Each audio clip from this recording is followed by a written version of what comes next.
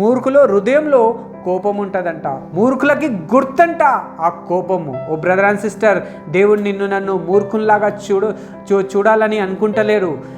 దేవుడు నీ దగ్గర నుంచి నా దగ్గర నుంచి ఏం ఆశిస్తుందంటే మనం తెలివిగా ఉండాలా.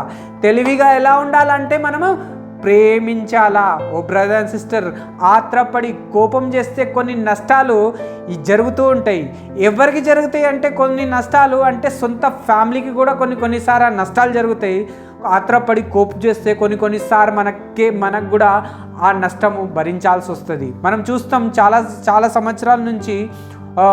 ఇప్పుడు అనుకోండి, ఒక విశ్వాసి ఉన్నాడు, దేవుని నమ్ముకున్నాడు, దేవుని ఇంట్లో పని చేస్తున్నాడు, ముఖ్యమైన పనిలో ఉన్నాడు, చాలా మంచిది. కానీ కొన్నిసార్లు చూస్తాం వాళ్ళ ఫ్యామిలీ, వాళ్ళ పేరెంట్స్ కానీ దేవుని దగ్గరికి రారు. వాళ్ళు దేవుని దగ్గర నుంచి దూరం ఉంటారు.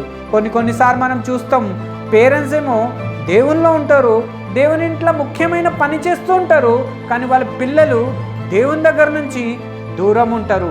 ఓ బ్రదర్ అండ్ సిస్టర్, దానికి ముఖ్యంగా కారణం ఏంటంటే కోపమే ఉంటుంది. ఓ బ్రదర్ అండ్ సిస్టర్, ఆదివారం వచ్చే వరకు చూస్తే మనం చర్చికి వెళ్తాం, దేవుని ఇంట్లో పనిని చేస్తాం. ఆ పనిని చేసినప్పుడు అందరు మనకి సండే రోజు మెచ్చుకుంటారు. అబ్బా, ఈ అబ్బాయి ఎంత మంచోడు, ఎంత నిదానంగా ఉంటాడు, ఎంత దేవుని పని చేస్తాడు అని మనకి అందరూ మెచ్చుకుంటారు. కానీ మనము ఎప్పుడైతే ఇంటికి తిరిగి వస్తామో అప్పుడు మన నిజమైన స్వరూపము బయటపడుతూ ఉంటుంది. ఈ దేవుణ్ణి నమ్ముకున్న బిడ్డ చర్చిలో అయితే మంచి పేరు తెచ్చుకుంటాడు, కానీ ఇంట్లో మాత్రం ఆయన పేరు జీరో ఉంటుంది. ఎందుకంటే ఇంటోళ్ళు అనుకుంటారు దేవుణ్ణి నమ్ముకున్నాడు, రక్షణ పొందినాడు, బాప్తిజం తీసుకున్నాడు, ఆరాధన చేస్తాడు, దేవుని ఇంట్లో ఊడుస్తాడు, చర్చిలో మంచి పేరుంది, చర్చిలో అందరినీ ప్రేమిస్తారు. కానీ ఇంటోళ్ళని చూడంగానే వెంటనే ఏం చేస్తాడంటే ముఖం మార్చుకుంటాడు, కోప్పడుతూ ఉంటాడు, కోపం చూపిస్తూ ఉంటాడు. అందుకే నాకు చర్చికి రాబుద్ది కాదు, ఎందుకని ఇలాంటి పనులు చేస్తున్నారు అని. ఓ బ్రదర్ అండ్ సిస్టర్, ఈరోజు మన పేరెంట్స్ దేవునిలో లేరు, రక్షణ పొందలేదు, వాళ్ళు తాగుతున్నారు, మానుకుంటలేరు అంటే దానికి కారణం ఎవరో కాదు, దానికి కారణము మనమే, మన కోపమే. ఓ బ్రదర్ అండ్ సిస్టర్, మనం చిన్న విషయానికి అలుగుతాం, చిన్న విషయానికి కోప్పడతాం, చిన్న విషయానికి అలుగుతూ ఉంటాము. అయితే ఈరోజు దేవుడు ఈ వాక్యంతో మనతో మాట్లాడుతున్నాడు.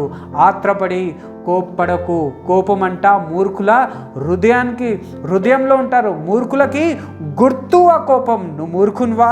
ఈరోజు దేవుడు ఈ వాక్యం ద్వారా నీతో మాట్లాడుతూ ఉన్నాడు. కొంతమంది రక్షణ పొందలే, కొంతమంది ఫ్యామిలీ తాగుడు నుంచి వాళ్ళకి విడిపింపు లేదు.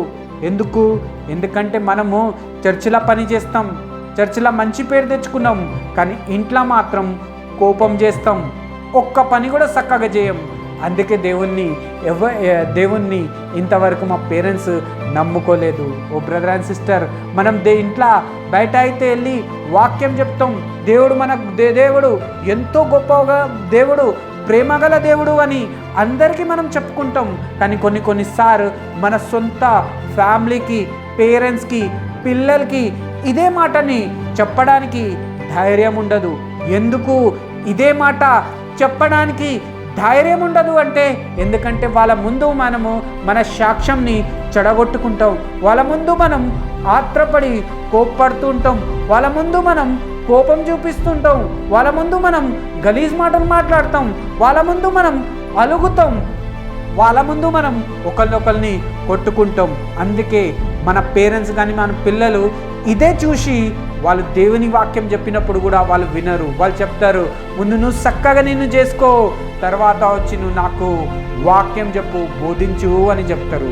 అందుకే చాలామంది విశ్వాసులు, పేరెంట్స్ కానీ పిల్లలు కానీ దేవుళ్ళ ఎందుకు లేదు అంటే మనకి ఒక వీక్నెస్ ఉంది. ఆ వీక్నెస్ ఏంటంటే మనం ఆత్రపడి కోప్పడుతూ ఉంటాము. ఓ బ్రదర్ అండ్ సిస్టర్, కోపం అనేది మూర్ఖుల హృదయంలో ఉంటుంది, మూర్ఖులకి గుర్తు అని వాక్యం చెప్తుంది. ఓ బ్రదర్ అండ్ సిస్టర్, ఈరోజు దేవుడు ఈ వాక్యంతో మాట్లాడుతూ ఉన్నాడు.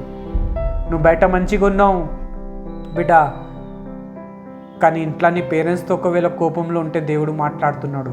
చర్చిలో మంచి పేరు తెచ్చుకున్నావు, పాస్టర్ ముందు మంచి పేరు తెచ్చుకున్నావు బిడ్డ, కానీ నువ్వు మీ అమ్మ నాన్న ముందు నీ పేరుని చెడగొట్టుకున్నావు. దేవుడు ఈరోజు నీతో మాట్లాడుతున్నాడు. బయట అమ్మ మంచిగా ప్రేమతో ఉంటావు, కానీ ఇంట్లో నీ పేరెంట్స్ని చూసి ఒకవేళ నువ్వు అలుగుతున్నావా, కోప్పడుతున్నావా, ఆత్రపడుతున్నావా అంటే ఈరోజు దేవుడు నీతో మాట్లాడుతూ ఉన్నాడు. ఓ బ్రదర్ అండ్ సిస్టర్,